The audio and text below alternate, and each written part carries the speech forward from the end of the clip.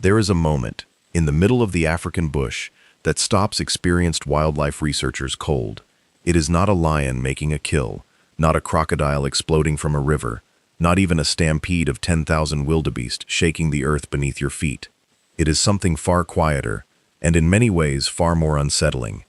An elephant has collapsed. Maybe it is old, maybe it has been wounded by a poacher's bullet that passed clean through but left damage no eye can see. It is on its side, legs moving weakly, trunk searching the ground, and the rest of the herd does not run. They do not scatter. They come closer.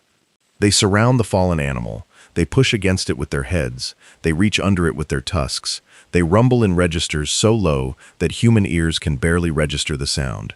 They are trying, with everything they have, to lift their companion back onto its feet. And if you have never seen this before, if you have spent your life thinking of large animals as creatures governed purely by instinct and appetite, this scene will rearrange something fundamental inside you, because what you are watching does not look like biology. It looks like something else entirely. It looks like care. If that is the kind of thing that makes you stop and stare and wonder about the world, then you are in exactly the right place, and you should make sure you do not miss what is coming next by hitting that subscribe button right now. Because we go deep into the lives of animals that are more complicated, more deliberate, and more emotionally textured than almost anyone gives them credit for. The African elephant, Loxodonta africana on the savanna, Loxodonta cyclotis in the Congo Basin forest, and Elephas maximus, threading through the forests of South and Southeast Asia. 3 species, all enormous, all ancient in their lineages, all shaped by millions of years of evolution into something that has, by almost any measure, become one of the most socially sophisticated animals on the planet. They live for up to 70 years. They remember the locations of waterholes visited decades before. They recognize the calls of hundreds of individuals. They mourn their dead. They cooperate in ways that require not just coordination, but something that looks very much like understanding. And central to all of it, binding the whole structure of elephant society together, like a kind of living thread, is a rule that operates across every elephant population ever studied. When a member of the herd is injured, sick, or in distress, the others do not abandon them. They help, not occasionally, not in rare circumstances, but consistently, reliably, in pattern after pattern that has been documented across decades of fieldwork on multiple continents. The question of why they do this is one of the most fascinating in all of animal behavior. Because the answer, when you follow it all the way to its source, cuts right to the heart of what it means to be a social creature at all. To understand why elephants rescue each other, you first have to understand what elephant society actually looks like from the inside. The basic social unit is the family group. In African savanna elephants, this typically means between 6 and 12 individuals, though the number varies considerably.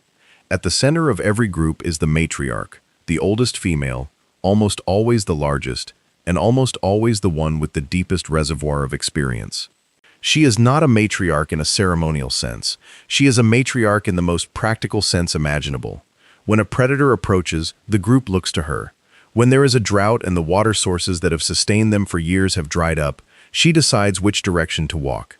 When another elephant family approaches and the air fills with complex rumbling communication, she interprets the signals and decides how to respond.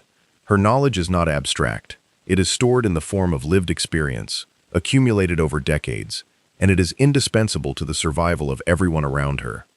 Surrounding the matriarch are her daughters and their offspring, sometimes her sisters and their families. Young males stay with the family group until early adolescence, at which point they begin spending more time on the fringes, eventually leaving to join loose associations of other males. Older bulls live largely solitary lives, coming together with herds during mating season. But even in their relative isolation, bulls maintain social bonds. They recognize individuals. They have preferred companions. They display clear preferences and aversions. The idea of the lone bull elephant as a creature outside of society is a simplification. They are still embedded in a web of relationships, just differently arranged than those of the family groups. What makes all of this relevant to the question of rescue behavior is the sheer density of social knowledge that elephants carry. Every elephant in a family group knows every other individual.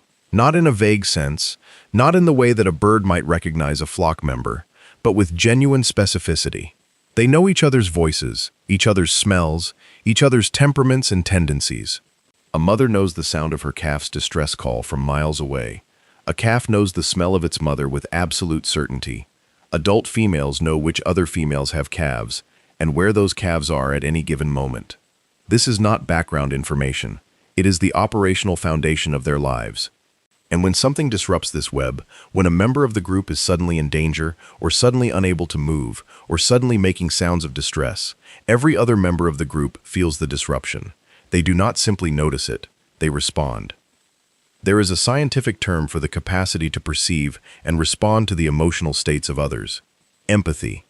It is a word that has historically been guarded very carefully when applied to non-human animals, because the implications are profound, and the risk of anthropomorphism, of projecting human qualities onto creatures that do not share them, is always present. But the evidence for something functionally equivalent to empathy in elephants has become, over the past 4 decades, genuinely difficult to argue against. Not because of any single dramatic incident, but because of the sheer accumulation of observations across hundreds of hours of fieldwork in places like Amboseli National Park in Kenya, where Cynthia Moss and her colleagues at the Amboseli Elephant Research Project have been watching the same families across multiple generations since 1972.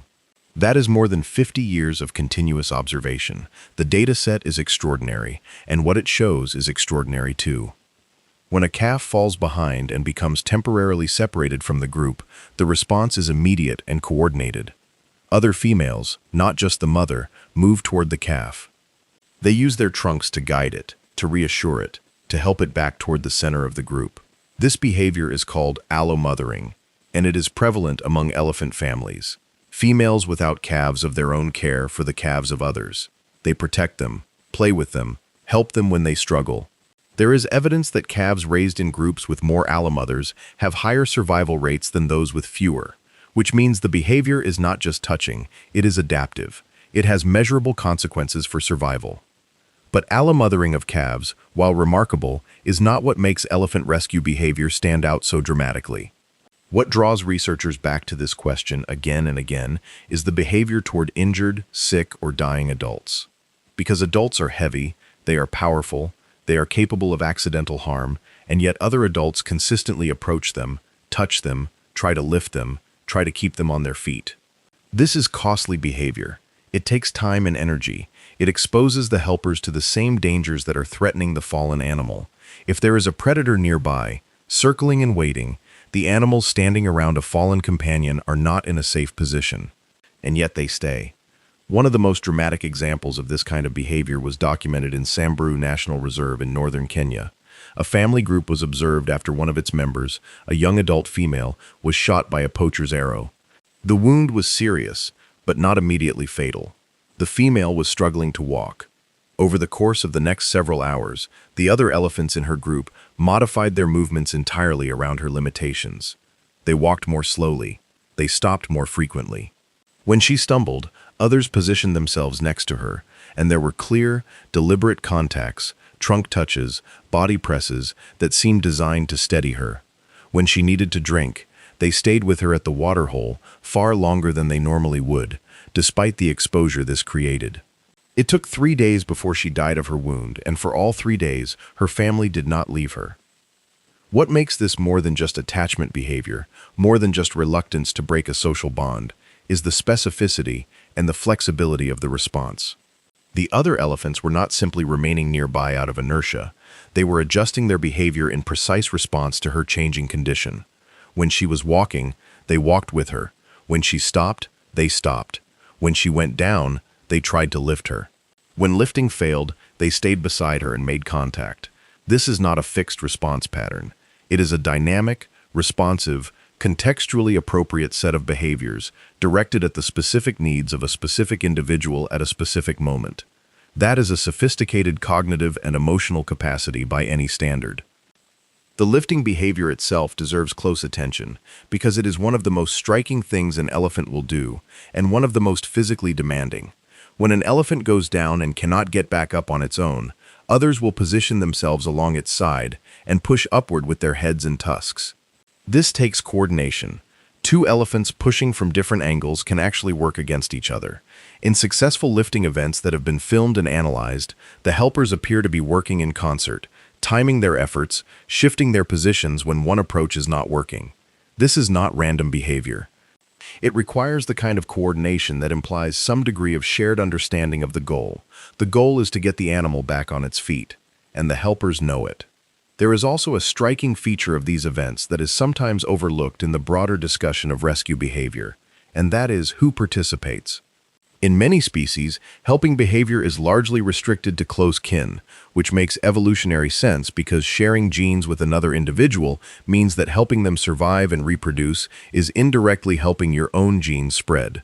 This is the logic of kin selection, first formalized by the biologist W. D. Hamilton in the 1960s, and it explains a great deal of cooperative behavior across the animal kingdom. But in elephants, the circle of helpers extends beyond close kin. There are well-documented cases of individuals who are not closely related to the distressed elephant joining in rescue attempts. There are cases of elephants approaching and attempting to assist individuals from other family groups, not their own. This broader circle of response suggests that something beyond simple kin-based altruism is operating. And that something is one of the most debated and fascinating questions in the study of animal behavior. One possibility is reciprocal altruism. You help me today and I will help you tomorrow. This logic works in long-lived animals that maintain stable social relationships over extended periods of time, which elephants absolutely do. If you live for 60 or 70 years alongside the same individuals, if your survival depends on their presence and cooperation, then investing in their well-being has a clear long-term return. The elephant that helps a companion today may one day need that companion to help it in return, or may need the companion's calves to help its own offspring. The calculations of reciprocity in such a rich social environment become genuinely complex, and there is growing evidence that elephants are capable of tracking social debts and credits over time. But there is also a third possibility, one that is harder to quantify but increasingly difficult to dismiss, and that is that elephants have something that functions like genuine emotional investment in the well-being of others, not as a strategic calculation, not as an unconscious genetic algorithm, but as an experienced state that motivates behavior. Distress at the suffering of a companion, relief when that companion is helped, grief when help fails and a companion dies. These are emotional states that we recognize in ourselves, and there is now substantial behavioral and neurological evidence that elephants experience states that are functionally analogous to them. The neurological basis for this begins with the brain. Elephant brains are enormous, among the largest of any land animal in absolute terms, and they share key structural features with human brains that are associated with empathy, emotional processing, and social cognition. The limbic system, which in mammals is broadly associated with emotional life, is highly developed in elephants. They have a particularly large temporal lobe, which in primates is associated with social knowledge and memory. They have a rich network of structures associated with complex social behavior. And in a discovery that particularly caught the attention of researchers, elephants have been found to possess a type of neuron called a von Economo neuron, also known as a spindle neuron, that was for a long time thought to exist only in humans and the great apes. And these neurons are found in brain regions associated with social awareness, the rapid evaluation of complex situations, and self-awareness. They have now been found in elephants, in whales, and in a small number of other highly social mammals. Their presence does not prove that elephants are conscious in the full philosophical sense, but it suggests that the neurological infrastructure for something like it is there. The behavioral evidence for emotional experience in elephants is so extensive that describing it comprehensively would take far longer than we have here. But a few examples are worth dwelling on, because they illuminate the rescue behavior from a different angle. Elephants display grief responses toward their dead that are unique in their depth and persistence. When a family member dies, other elephants will stand over the body for hours or even days. They will return to the site of a death long after the body has decomposed. They will touch the bones with their trunks, particularly the skull and the tusks, in what researchers describe as a kind of investigation, as if trying to understand what has happened. Families that have lost a matriarch show behavioral changes for years afterward. Their ranging patterns change, their stress hormone levels measured from dung samples collected in the field are elevated, their social coordination becomes less efficient. The death of one individual changes the functioning of the whole group in ways that persist across time. This matters for understanding rescue behavior because it suggests that the motivation to prevent death is not abstract in elephants. It is personal. When an elephant approaches a fallen companion and pushes against it with its head, trying to get it back on its feet, it is not following an automatic program. It is, according to the most careful interpretation of the evidence available, responding to the specific condition of a specific individual it knows, and whose loss it would in some functional sense mourn. That is a very different kind of motivation than the kind that drives a worker bee to sacrifice itself for the hive. The role of the matriarch in all of this is particularly significant because she is often the first to respond to distress within the group, and her behavior shapes the response of others. This is not simply dominance. It is something more like leadership in the truest sense of the word. When a younger elephant is unsure how to respond to a strange situation, it looks to the matriarch. Her calm or her agitation, her approach or her retreat, is read by the others and used as a guide. In rescue situations, if the matriarch moves toward a fallen animal, others follow. If she attempts to lift, others attempt to lift. Her experience of having seen distress and injury before, her knowledge of what is happening and potentially of what might help, radiates outward through the group in the form of shared behavioral signals. This social amplification of the matriarch's response is one of the reasons why groups with older, more experienced matriarchs have been shown in multiple studies to have higher calf survival rates. Her knowledge is not just about geography and food sources. It is about how to respond to the crises that arise in a long social life. There is also the question of communication. Elephants have a communication system of extraordinary richness.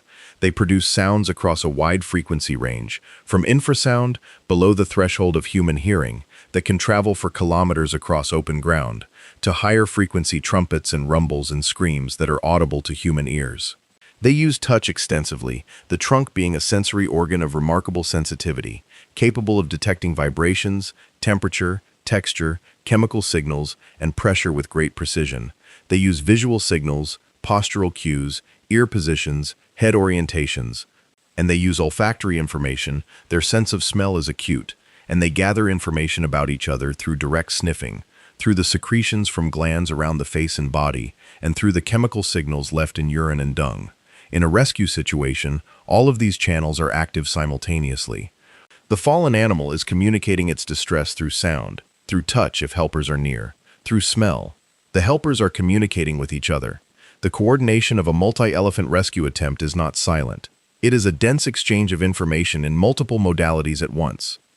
One of the most fascinating aspects of this communication in the context of rescue is the so-called contact call. Elephants produce a specific type of rumble that functions as a kind of check-in, an announcement of location and identity. When a family member is missing or in trouble, the frequency and urgency of these calls changes in ways that researchers have learned to recognize. And critically, the calls of a distressed animal are distinctive enough that other elephants recognize them not just as distress calls in general, but as calls from a specific individual. They know whose call it is. That specificity matters enormously because it means that the decision to approach and help is not a generalized response to the category of distress. It is a response to the distress of someone known, someone remembered, someone whose voice is recognizable across distances of several kilometers. There is a body of experimental work that makes this especially vivid. Researchers have used playback experiments in which recordings of elephant calls are played through hidden speakers to family groups in the wild, to study how elephants respond to different kinds of calls. When a family hears the call of one of its own members played from a speaker, it responds with immediate orientation toward the source, and often with movement toward it. When the call is from a stranger, the response is more cautious or indifferent. This ability to identify individuals by voice alone, and to respond differentially based on that identity, is the kind of cognitive capacity that makes everything else possible. You cannot care specifically about a specific individual unless you can recognize that individual. Elephants can, and they do. The knowledge that matriarchs accumulate over their lifetimes extends to this social domain in ways that have direct survival consequences. Older matriarchs have been shown to be better at distinguishing the calls of known friends from unknown strangers, better at assessing the level of threat posed by a strange elephant, better at interpreting the subtle acoustic features that indicate the emotional state of a calling individual. This expertise makes them better equipped to lead an appropriate response, whether that response is approach and assistance or retreat and protection. And because younger elephants learn from watching the matriarch, Her expertise cascades through the group across generations. The knowledge of how to help is, in a sense, culturally transmitted. That word cultural is worth pausing on because it is a strong claim. Cultural transmission means that behaviors are learned from others and passed on through social interaction rather than hardwired by genetics alone. In elephants, there is growing evidence that this is exactly what is happening for a range of behaviors, including aspects of how to respond to injury and distress. Young elephants that grow up in families with experienced alpha mothers and experienced matriarchs develop better social skills than those that do not. Calves orphaned early, who lose access to the guidance of experienced older females, show measurable deficits in social behavior. They are less well regulated emotionally. They respond to challenging situations with less appropriate calibration. This is not simply a genetic effect. It is the effect of missing a social education. And it tells us that elephant societies, like human societies, transmit knowledge from generation to generation, and that this transmitted knowledge includes the knowledge of how to care for others. The implications of this become particularly stark when you consider what happens to elephant populations that have experienced heavy poaching or culling. In the 1970s and 1980s, several African elephant populations were dramatically reduced by culling operations intended to control what wildlife managers at the time considered overpopulation. These culls were conducted by shooting entire family groups. They were fast and thorough. And when they were over, the surviving elephants were, in many cases, the young ones, because they were not the target. These survivors grew up without matriarchs, without experienced alpha mothers, without the social framework within which normal elephant behavior develops. And when researchers followed these individuals into adulthood, what they found was disturbing. The orphaned males in particular showed elevated aggression, including unprovoked attacks on other species and on other elephants. The social knowledge that normal development would have transmitted simply was not there. The capacity for appropriate, calibrated response to social situations had not been learned. The ability to help appropriately, to respond to distress with care rather than aggression or indifference, had been disrupted. This is a tragedy at the individual level. But it is also a scientific data point of enormous value because it demonstrates in negative space what the presence of experienced, socially connected elders contributes to elephant society. Remove them, and the society frays in very specific ways. The caring behavior, the rescue behavior, the emotionally calibrated social response that makes elephant groups so cohesive and so resilient, all of it depends on a chain of social learning that runs from old to young across generations. Break that chain, and you break something fundamental. In South Africa, a remarkable natural experiment played out that illustrates this with painful clarity. In Pilanesberg National Park in the 1980s and early 1990s, a group of young male elephants that had been orphaned during culling operations and relocated to the park showed a pattern of behavior that was alarming and unprecedented. They killed white rhinos, not in competition over resources, not in defense of calves, but in what appeared to be unprovoked, violent attacks. Dozens of white rhinos were killed over several years. Researchers were baffled at first, but the explanation that emerged was sobering. These young males were in a condition called musth, a periodic hormonal state in adult males associated with heightened aggression and reproductive competition, but normally regulated by the presence of older bulls who dominate and suppress musth in younger males through their mere presence and behavior. Without older bulls in the population, there was no one to perform this regulatory function. The young males were cycling through musth unchecked, at ages and in states that had no social context to moderate them. When older bulls were eventually introduced into the park, the killing stopped. The social regulation that the older animals provided, simply by being present, by being recognized as dominance and responded to accordingly, was enough to suppress the aberrant behavior. The social framework, when restored the behavior. This episode matters for understanding rescue behavior because it shows that the full repertoire of appropriate social behavior in elephants, including prosocial helping behavior, does not emerge spontaneously from the genes alone. It requires a social context. It requires learning. It requires the presence of models who demonstrate appropriate responses to the full range of social situations that elephants encounter over a lifetime. Rescue behavior, care for the injured and sick, is part of this repertoire. And like the rest of the repertoire, it has to be learned, practiced, and transmitted. There is also a geographical dimension to this story that is worth considering, because elephant behavior is not uniform across populations and across landscapes. Different populations face different challenges, and their social behaviors reflect those differences. In the forests of Central Africa, forest elephants live in smaller groups, in denser vegetation, with different predator pressures and different food resources than their savanna cousins. Their social structures are less well understood, in part because the forest makes observation difficult, but what research has been done suggests that the core patterns of social bonding and mutual assistance are present there too. In the forests of Southeast Asia, Asian elephants live in matriarchal groups whose dynamics have a different texture than those of African savanna elephants, but in which the same fundamental patterns appear. Alla-mothering is documented in Asian elephants. Protective responses to injured group members are documented. The behavioral evidence crosses the species boundary, which suggests that the underlying capacity is ancient, rooted in the shared evolutionary heritage of elephants as a group, and not a recent innovation in any one population. The evolutionary origins of this capacity are a subject of genuine scientific interest. The elephant lineage is old. The family Elephantidae diverged from its closest relatives, which include the mastodons and mammoths, over 5 million years ago. The social structures that we observe in living elephants are not new inventions. They have been shaped and refined across enormous stretches of evolutionary time in response to the pressures of life in complex social groups. The question of when and how something like empathy-driven rescue behavior first appeared in this lineage is not one that the fossil record can answer directly. But the fact that it is present today in at least 3 separate elephant species living on different continents suggests that it was present in their common ancestors and has been maintained across millions of years because it works. Because groups that help their injured members survive better than groups that do not. Because the bonds that rescue behavior both expresses and reinforces are the same bonds that make cooperation in every other domain of elephant life possible. Consider predator defense.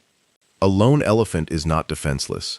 An adult female with tusks and 4 tons of mass and the willingness to charge is a formidable animal.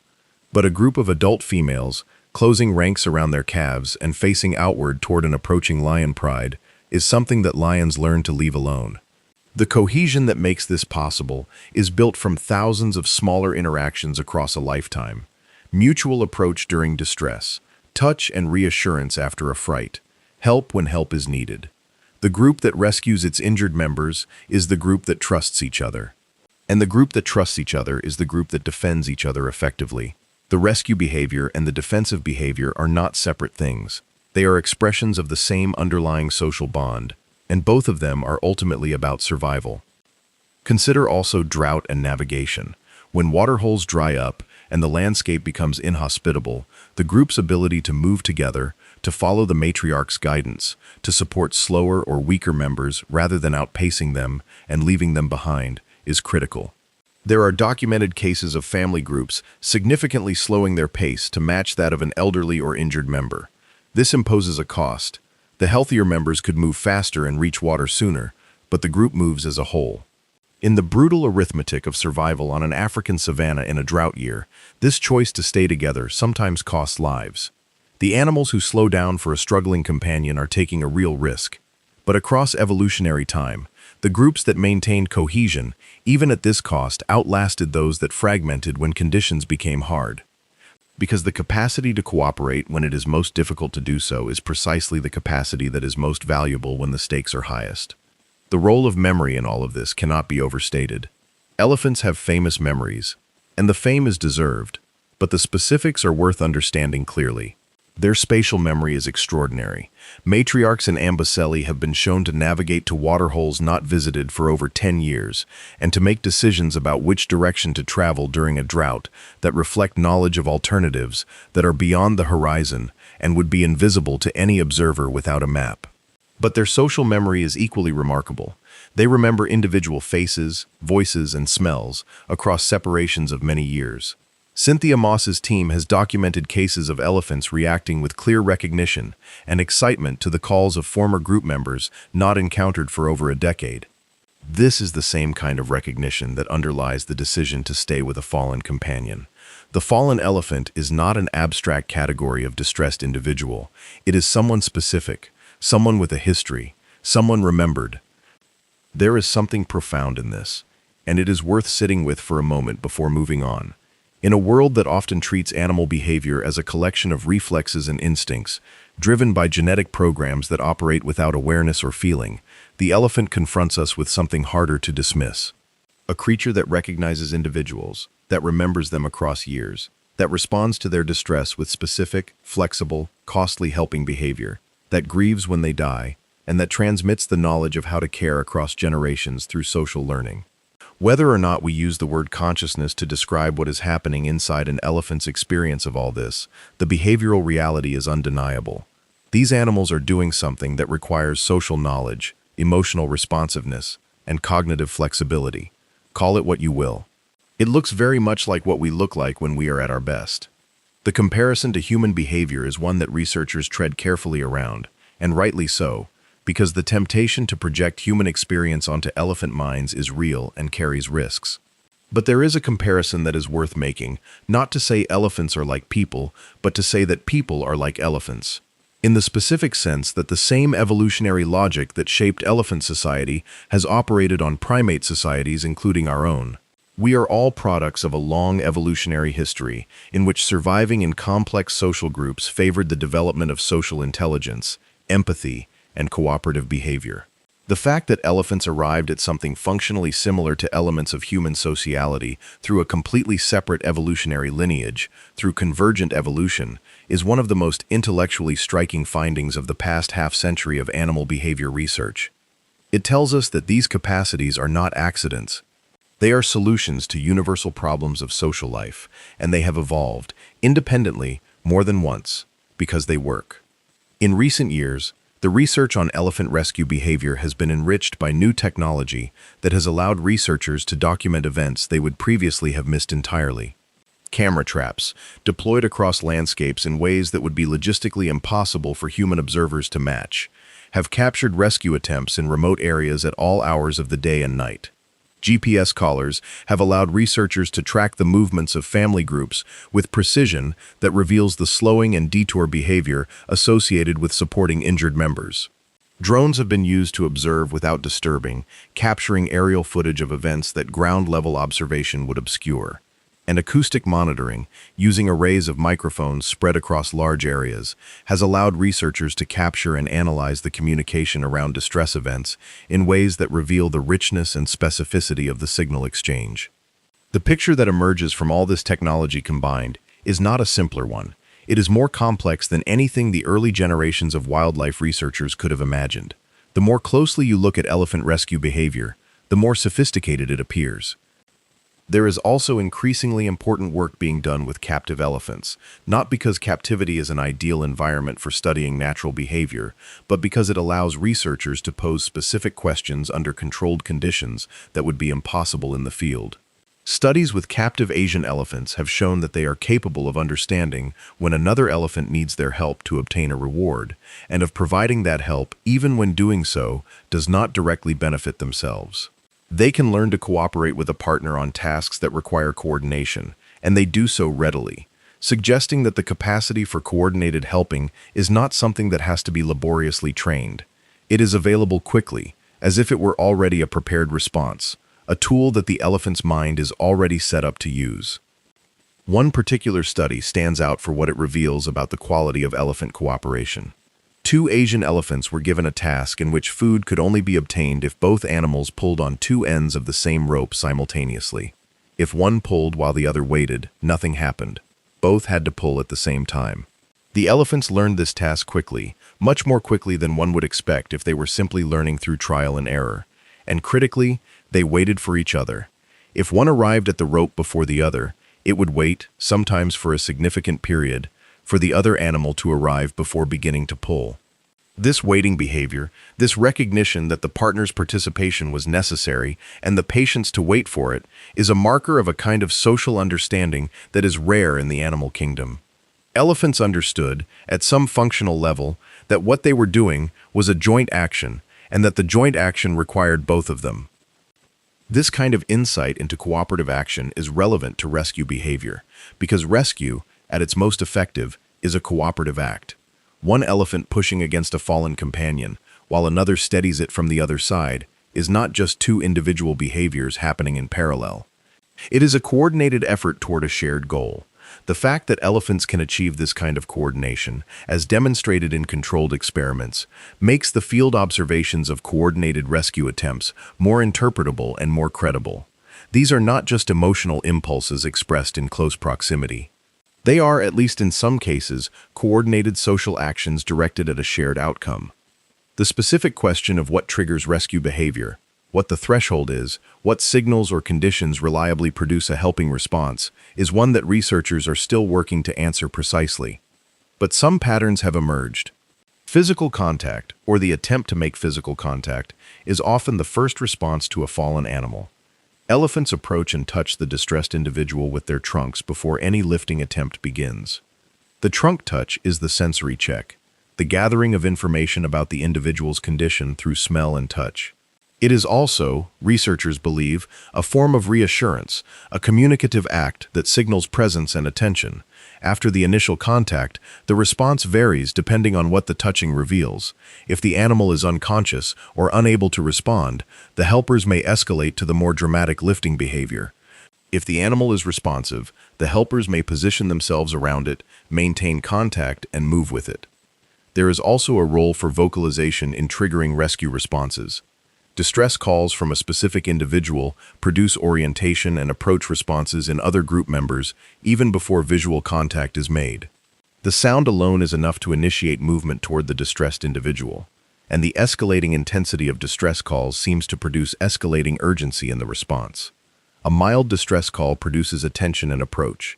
A high-intensity distress call produces rapid movement and physical intervention. The system is graded, responsive to the severity of the situation, and calibrated to produce an appropriate level of response rather than always defaulting to maximum intervention regardless of context.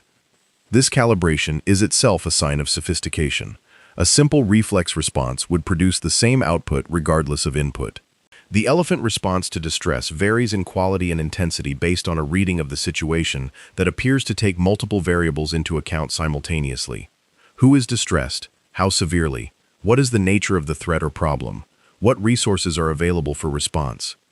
The integration of all these variables into an appropriate, flexible behavioral response is the kind of computation that requires a brain capable of more than reflexive pattern matching.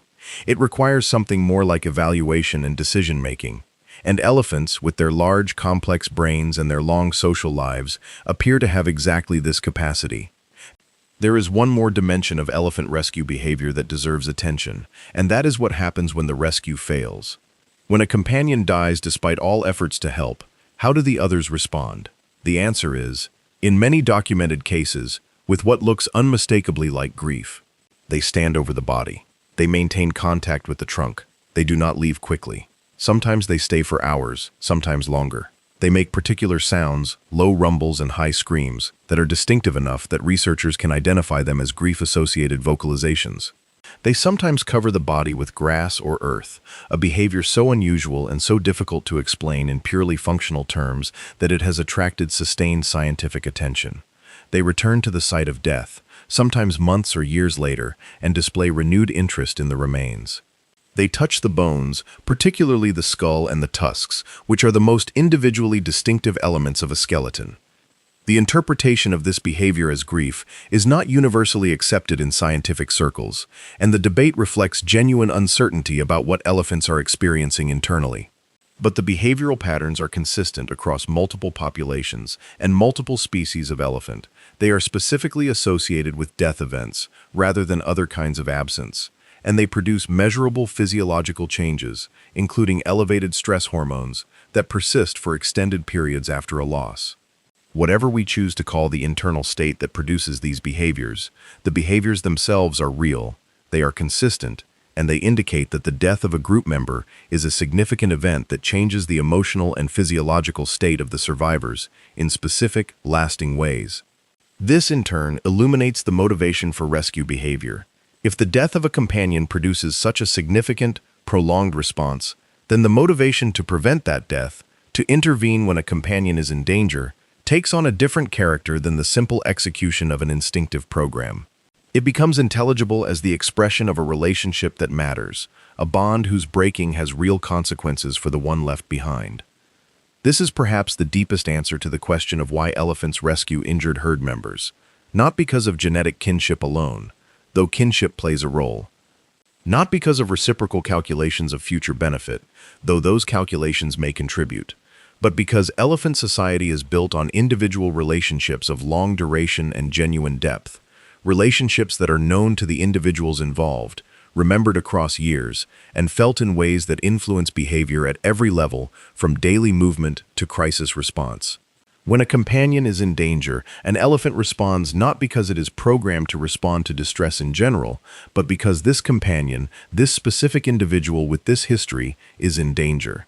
The response is personal.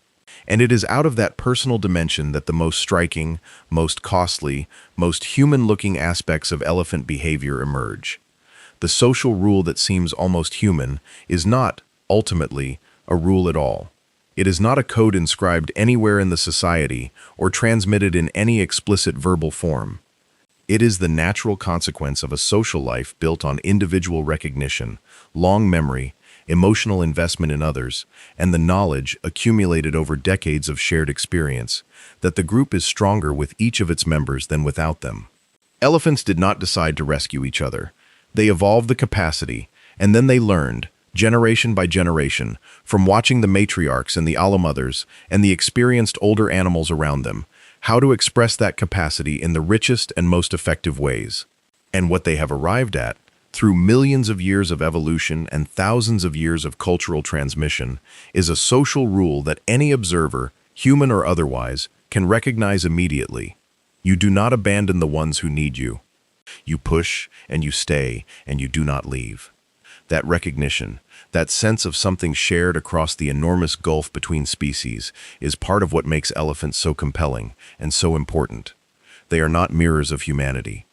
They are something unto themselves, shaped by their own unique evolutionary history and their own vast, complex, irreplaceable social world. But they remind us that the capacity for care, for loyalty, for grief, for the costly and deliberate effort to help another creature survive, did not appear in the universe only once. It appeared at least twice, probably more. It appeared wherever the conditions were right, wherever social life was complex enough and long enough that caring for others became, over evolutionary time, one of the most powerful survival strategies available. Elephants found it. We found it. And in finding it, we found something about the nature of life itself that is worth paying very close attention to. The African elephant, right now, is in crisis. The combination of poaching and habitat loss has reduced populations across the continent in ways that would have been unimaginable 50 years ago. When elephants are killed, the social fabric that took generations to build is torn in ways that science is only beginning to fully understand. The matriarchs that carry the knowledge go first, because their larger tusks make them the most valuable targets for ivory poachers. The calves that grow up without them grow up differently. The rescue behavior that took millions of years to evolve, the careful, calibrated, culturally transmitted capacity for care that we have spent this entire exploration examining, frays at the edges when the social structure that sustains it is disrupted. The stakes are not just ecological, they are cultural, in the deepest sense of that word. Understanding why elephants help each other is not merely an academic exercise. It is an argument for why these animals are worth protecting, not just as a species in the abstract, but as populations of specific, known, remembered individuals embedded in social structures of extraordinary complexity and